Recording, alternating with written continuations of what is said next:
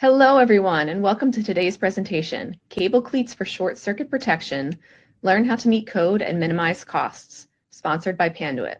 My name is Colleen Beatty, and I'm the managing editor here at Electrical Contractor magazine. On behalf of the magazine and Panduit, I want to thank all of you for attending today's presentation. I'd like to welcome today's speakers, Hassun Ahmad, Andy Booth, and Andrew Hammond from Panduit. I'll let the Panduit team introduce themselves. Welcome, everyone. Thanks, Colleen. Thanks for joining us, everyone, to talk about cable cleats for short circuit protection. My name is Andrew Hammond. I'm a product marketing manager at Panduit. I've been with the company for 3 years. I joined to focus on the renewable energy markets, and I've recently expanded into more safety categories, including cable cleats. Today, I'm going to be joined by two Panduit cable cleat experts, Andy Booth, who is our business development manager for strategic growth programs, is based out of Northern England. He leads our global cable cleat team, and he brings a lot of industry experience across construction and precision engineering. Andy has been innovating in the cable cleat space for 29 years. I suspect some of that interest, has kept his interest is due to the explosions that he sometimes creates during short circuit testing. You're going to see some of those later, which is pretty cool. We're lucky to have Andy join us today. And Hassun Ahmad, who's the product manager for cable cleats. He has a background in mechanical engineering and clean energy. He focuses on developing practical, innovative solutions to help customers simplify installations and improve safety and code compliance. So to kick it off, I'll do a brief introduction to Panduit. Our company was founded in 1955. We're headquartered in Tinley Park, Illinois, and we manufacture all around the world. We have facilities in the United States, Europe, Latin America, and Asia. We are recognized globally for innovative network and electrical connectivity solutions. And in the electrical space, we're best known for our control panel, safety, wire harness, and cable tie products. But one of our fastest growing product categories is cable cleats. So with that, I'm going to turn it over to Mr. Andy Booth to get started. Thanks, Andrew. So in the first section, the topics, we will discuss what actually is a cable cleat, how to meet code, and it's very important that we do meet code. It's that the need for cable cleats is certainly written into the code, the NEC, and then we'll look at different cable cleat solutions and how to specify, and then of course into the Q&A. So you can see the general setup here. We've got three, the European cables. They're 500 millimeters squared, but they equate to about 777 kc mil, laid in trefoil, three-phase supply. At the other side of this wall is switchgear and capacitors. At the other side of the wall as well is a huge generator. We've got three phases, L1, 2, 3, fastened through our three cables. At this end, just out of shot, we have fastened all three wires, all three conductors to a piece of copper, short length of bus bar. At each end, we have large over-engineered clamp, basically taking care of the end conditions so the cable don't just unzip. And then to comply to code, we need at least 5 cables in the middle. Thanks, start calling, but she's not. Play. This is on high-speed video, and you will see the cables moving under electromagnetic forces. You can see the pieces of insulation coming loose. That's outside of the test. But you can see what's happened. The cables are now bird caged. These are fastened every 1 foot to a piece of ladder using a Panduit strap cleat. And that's what happens when we get a good test. What actually happens during that fault, you'll be familiar perhaps with an AC circuit where we have 3 phases. All 3 phases on the sine wave are equal height, equal depth, operate at 60 degrees, and we have 3 nicely spaced curves. In the event of a short circuit, 2 or 3 of those phases join together and we get this immediate peak, what we call IP, the peak of the short circuit. Then over a period of time, because of the DC offset, we get a decaying RMS, root mean square, and we've got to hold on to that cable at the peak and the decaying RMS. The importance of the cable cleat, you can see here. Protection using cable cleats lasts the entire duration. The circuit breaker, certainly the circuit breaker, the fuse might jump in a bit quicker, but a circuit breaker generally starts recognizing a fault at 3 cycles. Sometimes it's 5 cycles. Once it recognizes the fault, depending on the breaker type, it then has to do its job to drop the fault and make the installation safe. If your cable cleat or your cable fixing has not held on to those cables, then before the breaker even sees the fault, the damage has already been done. And what do we mean by that? This is exactly the same. It's a 3-phase L1, L2, L3 through 3 wires, copper short circuit bar at the end, basically instigating the short circuit. And we put this through a moderate short circuit with an unspecified cable cleat.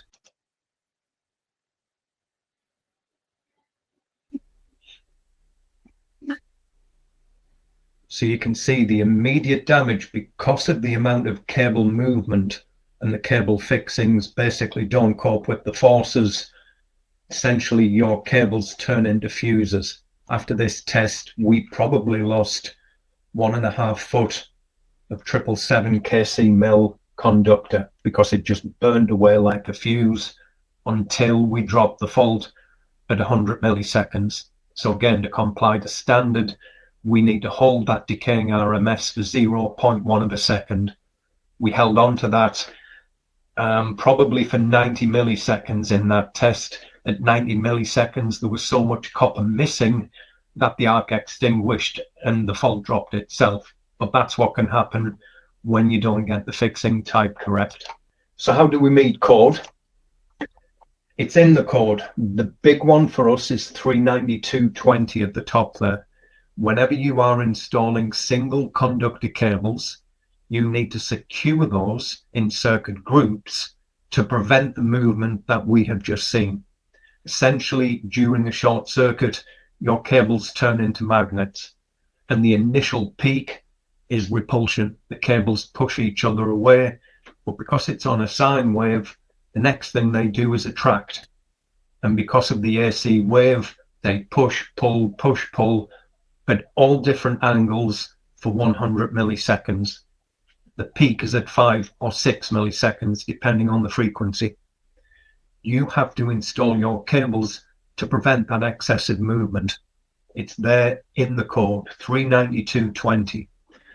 And then there are some smaller clauses, if you like. The assembly must be designed to carry the fault current and to withstand the magnetic forces.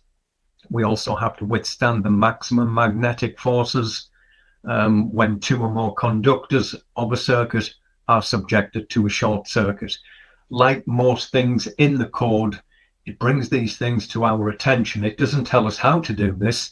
It just says you must. And that's when we start looking at standards. What are the standards here in North America and Canada? For a long, long time, we've had the IEC. I sat on the original working group for the IEC starting back in 1998, and we first published that standard. We had a British standard, a BSEN standard, published in 2003, and we turned that BSEN into an IEC Edition 1 2009. We're now on Edition 3, 2021. Arguably, it's classed as a European standard. A lot of the technology within that standard comes from European electrical standards or industrial standards, if you like.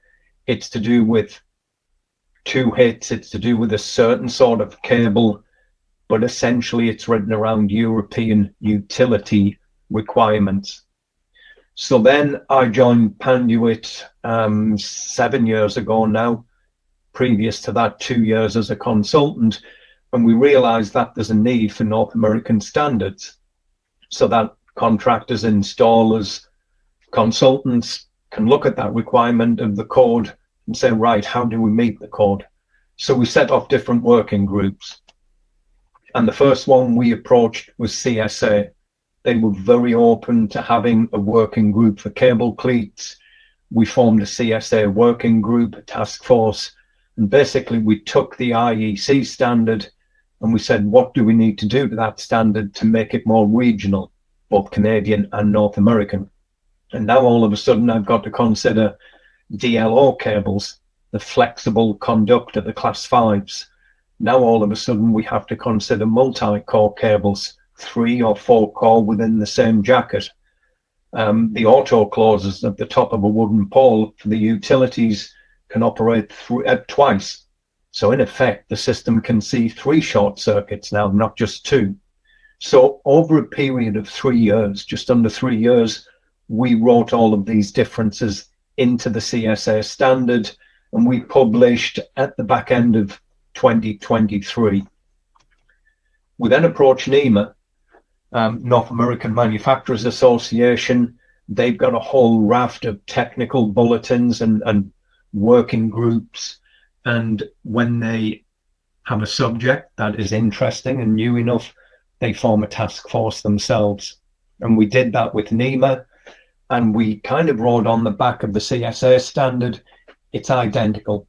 We can go test in line with CSA, and we hit CSA and NEMA. When I say hit, we comply to those 2 standards. So this is now gathering momentum. And in Q4 of last year, having worked with UL for the previous 18 months, UL formally adopt Cable Cleats, and they come up with their own version of the Cable Cleat standard, albeit it's the same as the CSA and the NEMA. But now we have a UL standard under what we call the DWMU part of UL, which is cable and hardware. And we have the Canadian version as well. But UL have now formally adopted Cable Cleats and have their own standard. Panduit are the first company globally to go out and attempt to get that listing. We have had probably in the region of 200 individual short circuit tests witnessed by UL. Later in Q3, we will have 90% of our part numbers fully UL listed. And then what's next is, as members of NEMA, we can submit clauses or improvement recommendations to the NEC codebook. We've done that using the NEMA field engineers. So we've used the correct language. We've brought to the attention of basically the publishers of the NEC under IEEE. We've raised the issue of cable cleats. And rather than that top level vague statement of you must look after your cables, we hope that within the next revision of the NEC, it won't just say that you must, it will also tell you how. But that's at some point probably in 2027. So I've covered the NEMA standards. We've now got the test on 3 different cable types. You can see here a typically European class 2 copper. If you've got 3 foot of this, a length of 3 foot at 500 mil squared or 777 kc mil, it's quite a task to put a bend in that cable. Whereas with a class 5 or a DLO, you can bend that round through 90 degrees. We've now got to subject our cable cleats to 3 consecutive short circuits. After the 3 short circuits, we've got to spray with water for at least 2 minutes. We then connect all 3 phases to basically withstand either an AC or a DC withstand test. So we put in high voltage, 1 kV AC or 2.8 kV DC, and we've got to hold that voltage through what we used to call a mega, but it's a withstand check. We've got to hold that voltage for at least 1 minute. If we see a drop in the voltage, that means we've damaged the cable somewhere and it's a failure. Every single Cable Cleat by Panduit is either a 2-hit or a 3-hit with a water test with a withstand check. And like I've said, we're the first manufacturer to pass the new standards for the top 80% of our brochure part numbers. Cable ties, quite often, certainly in my early days here at Panduit, most installers used plastic zip ties because they're quick, they're cheap, and at the end of the job, you can look along a big long run of cable. It looks straight, it looks neat, job done. But when your cables suffer a short circuit with a zip tie, bear in mind, guys, this is every 2 foot, which is common. And I haven't just used one cable tie, I've used 2 diagonally wrapped around the rung, which is common practice. We carry out the same short circuit. You can see the copper buzz bar there, L1, L2, L3, and we carry out the short circuit.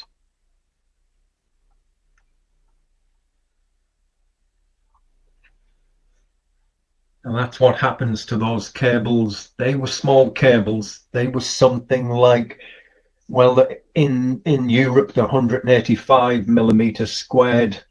So probably something like 250 kc mil, fastened every 2 foot with 2 diagonally wrapped heavy duty plastic zip ties. They might as well have not been there. Now, when you think back, are we adopting the code? Are we complying to the code? Are we resisting the electromagnetic forces? No, we are not. The job looks good, everyone gets paid, but when there is a short circuit, that is exactly what happens. If you've got a 2 foot wide ladder, you just haven't got one run of power cables running through the middle. Otherwise, you'd go for a 1 foot ladder. If you've got a 2 foot ladder, this thing is full of cables. Your faulted circuit has cleaved the other circuits out. If there's anyone walking past this, you can imagine this is 12 foot. If you've got 200 foot, yes, the fault diminishes as you go away from the fault. But if your fixings aren't capable, this thing just unzips. And we have a question, maybe someone can help me on the forum here. The question, what standard or code is most relevant to the audience when you select a cable fixing, perhaps for short circuit safety? We'll just give folks a couple of minutes to click the answer that works for them. Okay.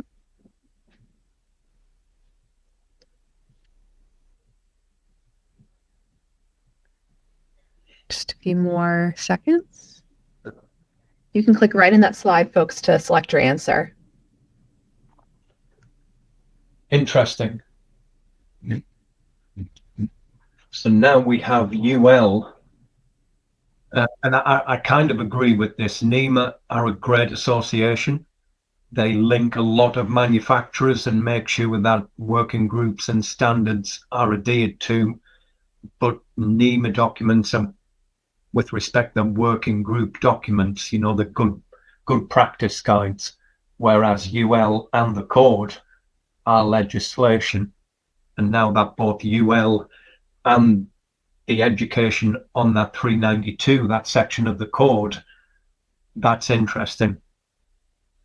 And also the fact that guys aren't using cleats yet, then hopefully today will help. And Hassun in a moment will go through which cleats and how to specify properly. So that's a great slide. Thank you. Okay, and with that, I will hand over to our product manager, Hassun, who will take you through the various solutions and how to specify. Thanks, everyone. Thank you, Andy. All right, so Andy gave you a really good overview about what a cable cleat is, what the application is, where are they used, and what could be the problems if you do not use them or apply them in the correct setting. But I will go over the types of cable cleat Panduit offers. Starting off with the first one here, you see towards the left side, there's a stainless steel trefoil. We call it the CCSSTR series. It is made out of stainless steel 316 low carbon, and it's more of a, I would say, a traditional legacy style cleat, which you often see in these kind of applications. The other one we offer is the aluminum style in a similar clamp configuration. There's also a single hole and a double hole. The third one would be the trefoil polymer. So these are all considered clamp type cleats or clamp style cleats. They are more robust, but they are also more heavier. As I said, they're more legacy and more traditional design. So we are seeing the market favor the strap cleats, which I'll go over next. This I would consider our best-selling solution when it comes to cable cleats. This gives us the edge over competitors as well due to the sleek shape, the range-taking capabilities, and also the weight. So these are extremely lightweight, easy to install, inherent range-taking capabilities. And the best part is that you can use them for a quadrifoil, trefoil, single, or multi-core. They're compatible to all kinds of different layouts.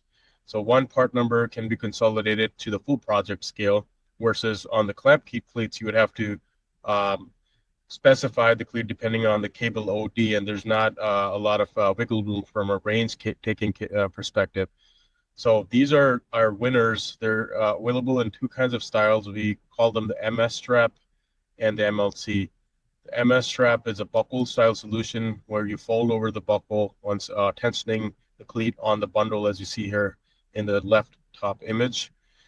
The one towards the right side, it's called our MLC or metal locking tie cable cleat. This is more of a traditional stainless steel tie, which you have seen often with the locking ball mechanism. The only difference is it's double loop, and it has been tested to the IC standard, the NEMA standard, and now more recently the UL standard soon.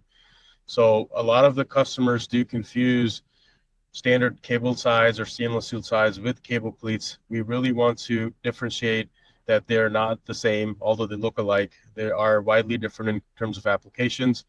A standard stainless steel tie will be utilized for cable management applications, whereas cable cleats or stainless steel cable cleats will be utilized for short circuit applications. And the application, of course, is to withstand the forces due to short circuit currents.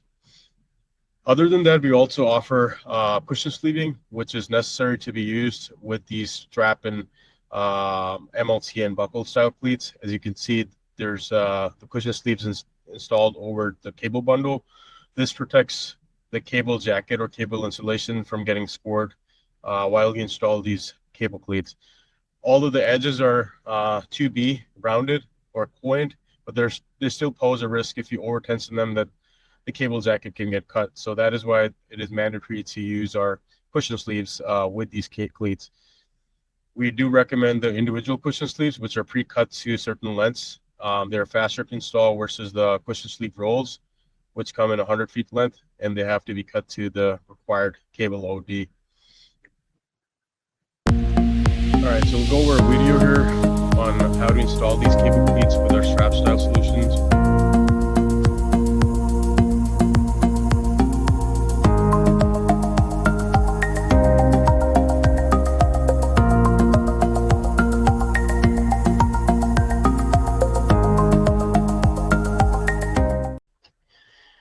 Okay, so the next section, I'll walk you guys on how to specify cable cleats. So at this point, we have learned what cable cleats are, the standards and codes associated with them, the applications, our product offering, our best-selling cleats, how they're installed, and now how do we specify them? I think this is a key question once you learn about the cable cleats and how do we specify them. There's a wide variety and styles of cleats which Panduit offers. So what is the exact process on selecting the right ones for your application? So there are 4 questions which are key for selecting cable cleats. What is the cable arrangement? So is the customer using quad layout, which is 4 cables together in a bundle, trefoil, which is 3 cables, a single cable on its own, or a multi-core cable, which is 1 cable forced with multiple cables inside the cable jacket? What is the peak KA, also called the IP rating during the short circuit, or the system RMS, which is a root mean square? This is a common ask from our customers, and sometimes we have to dig into the fault study. This is what we request the customers or the EPC to review. and provide us with the right data for us to configure which cleat will be best suitable for their application. What is the cable outer diameter? Notice this is different from the core diameter. We're not looking at the conductor diameter. We need the outside cable diameter end to end. What are the mounting? What are the cables being mounted to? So depending on the cable trays which are being used, a common variety of the rungs, which we see in the market, are strut style, round, top hat, and I-beam. So once we have the cross-sectional view of the rungs, we can determine what kind of brackets will be compatible with the rung and provide you with a full bill of materials. But yeah, in summary, you need these 4 key points or inputs parameters answered before we can move to the next step. Now, to make things easier, Panduit has come up with the innovative Cleat calculator tool. This is available on our website to be used. If you go onto the Cable Cleat calculator, it will request the same inputs which we discussed before. So just a snippet of what it's going to ask you for. The cable layout, you select single, trefoil, quad, whatever the case is. It's going to next ask for cable diameter, which could be in inches or millimeter. We have given both options from imperial metric system perspective. Then next up, you'll input your peak short circuit rating or your RMS if you have one of those either available. That cannot be skipped. You will also be able to input your rung spacing. So the rung spacing is also essential in determining what cleats can be utilized. We have availability of inputting your own rung spacing or just skipping that part, and we'll use a standard 300 millimeter, 600 millimeter, 900 millimeter, which are pretty common spacings. And then also your tray details, which will be part of the full BOM selection guide. With the full bill of material selection feature, now you can not just only select the cleats, but it's also going to walk you through the mounting brackets, the tools, and the cushion sleeves. So that is, I would say, a really plus point compared to other competitors who offer similar calculators currently. We will also help you identify the most cost-effective way to meet the requirements, factoring in the labor as well as the installation times. We have a back-end calculation which runs in order to determine those details. So once those inputs are entered, we'll go on to the next slide here. This will be your output. So how the calculator shows the different outputs, and notice how you have various solutions in the inputs we put in, where trefoil outside cable diameter is 1 inch, and then we had a 74 kA rating. So there's multiple outputs. The reason for that is all of these cleats do have the capabilities to survive based on the given rung spacing. So if you notice, the first one says pass in 12 inches. This means that our MLC solution with the given inputs will pass up till 12 inches of rung spacing. However, as soon as you go to the next rung spacing or 24 inches, it's not being, I would say, applicable in those settings because it's not going to pass that short circuit rating. Similarly, with the other solutions up till number 3, same scenario. Notice how they're aligned based on, as I said, ease of install and the cost of the product as well. So the cheapest, I would say, solution would be the MLC for DEH in this case because of the lower cost, less material. But then you'd also notice you cannot space it out as much as our other solutions on the number 4, number 5, which are the TCS-STR and the MS. These are more pricier because of the higher amounts of material used, but then you can save on the amount of material needed on your project because you can skip essentially 2 rungs to go to the 3rd rung, whereas in the MLC solution, you have to go rung every single rung.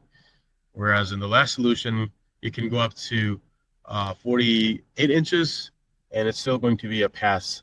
So as you see, there's different strengths of these cable cleats. The MLCs are the lowest strength-wise, and they're rated at the lowest pKa rating, whereas the CCS-STRs and the MS straps are the strongest, and they have been tested to the highest pKa ratings. So again, as I said, it all depends on what your inputs are, and then you will be able to see the outputs. And once you click the View BOM button on the right-hand side, it will walk you through the further details of what bracket's going to be compatible with your rung, what tool will be needed, and what cushion sleeve will be applicable for the right cable cleat here. And in the end, you can download the BOM as a whole. So we'll take a look at that as well here. So you select or click the View BOM button. It's going to take you through those details, and then this will be your final complete BOM output. So your product number was your cable cleat, your cushion sleeve, your bracket numbers, and your tool part number. These results can be downloaded and be shared with whoever as needed. We do highly recommend that if you use these calculator system, do go to your TSC or at least your CX for tech support to verify that the results are correct with your application, and they can double check and review the part numbers, availability, lead times, and all that kind of good stuff for you. All right, so that concludes our final section of cable cleat specification. Let's go on to the questions here. Thank you so much, guys. That was a great presentation and some very, very dramatic videos. So we do have some questions. If you'd like to submit a question, go ahead and submit it in the Q&A module. So first we had a question about the NEC. Did the 2026 NEC code change significantly for Article 392 like you were talking about? No, not significantly. The section was actually rewritten in 2011. So the NEC was had a major overhaul in 2011, and that's when 392 came in to do with cables, wires, and protection. And my understanding, I would need to double check this, but my understanding is that 392.20 has been there since 2011. Do you need to replace the cable after a short circuit? Right. It depends on the state of the cable. We do what we can to verify the cable after a short circuit. Either after, if we claim a single short circuit hit, that means we haven't cut the cable and we've got no loose or missing pieces to the cable cleat. Most people out in industry suffer one short circuit and go out and make sure the cable is okay. Some people, certainly in the utility division, where they've got auto reclosers on pole tops, like I said before, they can suffer 2 or 3 short circuits. And we still need to know that the cable is good after those 3 events. So like I said, we've got to spray the each cable cleat with water for 2 minutes, and then do a HV check, a withstand check for 1 minute. If we keep that voltage for 1 minute, we pass. So it's safe, and there's no cuts to cable, and nothing is live, and potentially you can re-energize the cables and get your facility going again. But quite often, as you've seen in the videos, those cables bend and move under the faults, and you get what we call bird caging. And although the cables can operate, although the cables can still pull voltage and operate, they are not ideally placed because they're not in true trefoil formation. They're now bird caged along the length between the cable cleats. But you can then plan that maintenance. So rather than unplanned maintenance, when the cables have basically wiped everything out, you can plan that maintenance. If the fault level has been low and there's very little damage, well, then you could probably keep the cables in. But as we've seen, as fault levels rise, and ironically, as cables get smaller, remember as a kid, you push 2 magnets together, and the closer they get, the higher the force. If your cables are wide apart, your magnetic forces don't see each other. So it all depends. It's very site specific. If your cables are bent out of shape, then it's a site decision. But we as standards, the standards writers, we've kind of done all we can to make sure that our testing doesn't damage the cable. All right. Here's an interesting question. Do the cleats need to be bonded to the ground grid? I could take that one. Probably to the grid itself. Or the Andy, I think no. sorry, gone. Oh, sorry, Hassun. Sorry, I Um, was still noodling on that one. I was wondering, the cable tray is grounded, right? So the cleat Yeah. would come in contact with the tray, or no? I'm thinking like the bracket would. Yeah, I mean, sometimes the earth or the neutral is within the cleat. So we've spoken lots about trefoil installations. Quite often we have quadrifoil installations where the neutral normally or the earth cable is sitting in that same bundle, but the cleats themselves aren't earthed. The trays, for sure, the trays got to be bonded down, but not so much the cleats. I have a question about the cleat calculator that you guys have. Does it work for DLO cables? It's a good question. DLO cables, which we either class as DLO or class 5, are much more flexible than class 2 or class B. And under short circuit faults, you do get a different result. And it's strange. We still can't call it because we're at the beginning of this. Sometimes when the cable is more flexible, it's kinder to the cable cleat because the cable itself acts more like a flexible piece of rope and moves around itself, and the cable cleat doesn't see the pain. Whereas with a class B or a class 2, it's more like a solid bar, and when the solid bars move away from each other, the cleat sees more of the pain. That said, the extra flexibility of a DLO cable can lead to problems itself, and you'll see when we publish our NEMA CSA UL results imminently, we've got a certain level for class 2, we've got a certain level for class 5, and it depends on the spacing as well. If you've got 1 foot between your cable cleats compared to 2 foot between your cable cleats, that can also bring in a difference. And Panduit, like I said, we're the first to test this, we're the first to realize this, and you'll see in our published results the different levels. You do get different results depending on the cable type. The calculator, to answer the question, the calculator will point you in the right direction for the right cleat. And like Hassun said earlier, as soon as you've got that initial bomb, reach out to your TSE, reach out to your normal rep firm. It will filter its way back to myself and Hassun anyway, and we can have a look at the differences and compare it to our results before we publish. All right. Similar question. This person is wondering if the cleats can be used with MCHL cable. MCHL. If I'm remembering correctly, this is a rubber jacketed flexible cable. Please correct me if I'm wrong.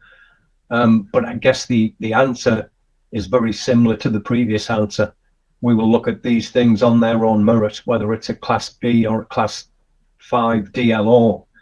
MCHL. Yeah, if anyone would like to put more detail in the chat or drop an email out to the group, we will confirm that for sure. Okay. While we wait to see if anyone responds about that, do all cable cleats require slotted tray rungs to install, or can you install them on solid rungs? You want to take that one, Hassun? Yeah, sure. So yes, all the cable cleats or the strap style versions would need a bracket, so you can install them on a non-vented rung. Whereas if you go with clamp cleats, you can install them with fasteners through the slotted rungs, or also using a bracket on non-slotted rungs. But there's variety. So it's the stainless steel CCS STRs have a bracket with them called the CB8 series. So if you don't have slots on your rung, you can still use that bracket and install them. But other series, such as our aluminum ones and the polymer ones, you cannot use that bracket specifically with them. So you would need vented rungs or slots in your rungs. But just to summarize, the strap cleats will require brackets to be utilized with them. So whether it's slotted or non-slotted would not matter. You would need to use those brackets with them. Whereas for the CCSSTRs, you can use them directly on to slotted rungs and also without slotted rungs. Last ones would be the aluminum trefoils and polymer cleats and single hole ones. Those ones do not work with the bracket, so you would need slotted rungs for them. So it's a variety of different cleats working with different kinds of rungs. Yeah, I think that's a fair point, Hassun. I think if the person asking the question is thinking about the B-line top hat or the B-line I-beam or a solid fiberglass square or a solid fiberglass circular, we do have a bracket to convert that for the strap cleats. Mm-hmm. Okay. We have one more question. Is the cushion sleeve for the cable cleat UV rated? Yes, it's fully UV rated. We've got the UV certificate from the material supplier, and I believe also it has a yellow card, a UL yellow card, which I get is to do with flammability, etc. But yes, it's UV rated. Okay. Is this type of product used inside equipment like UL 891 switchboards or UL 508A industrial control panels and UL listed solutions? It certainly should be, yes. Whenever you've got those power cables, and I think a broader question perhaps is which verticals are cable cleats used in. There's a lot of interest and a lot of noise at the moment about cable cleats in data centers. Wherever you have a power cable, wherever you've got three-phase power into your equipment, doesn't matter whether it's military, construction, aerospace, it doesn't matter where your power is running from and to, including panels. If there are power cables, you need to resist those electromagnetic forces. Yeah, and then one additional comment to that. Common question here is that do we need the voltage to classify cleats? Voltage is not important, it's the peak KA. So a 480 volt switchboard, for example, fed by a large transformer can need cleats more urgently than let's say a lightly loaded medium voltage feeder with lower available fault current. So your fault current is your key indicator of cable cleats. Yeah, good point, Hassun. For us, it's not voltage, it's amperage. It's the amperage that does the damage. Okay, great.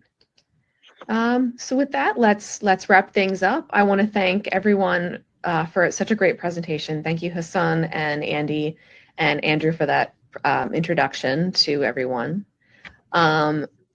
Also, on behalf of Electrical Contractor Magazine and Panduit, I want to thank everyone once again for attending. A big thank you to our speakers for such a fantastic presentation. So I hope everyone has a great rest of the day, and we hope to see you at a future webinar.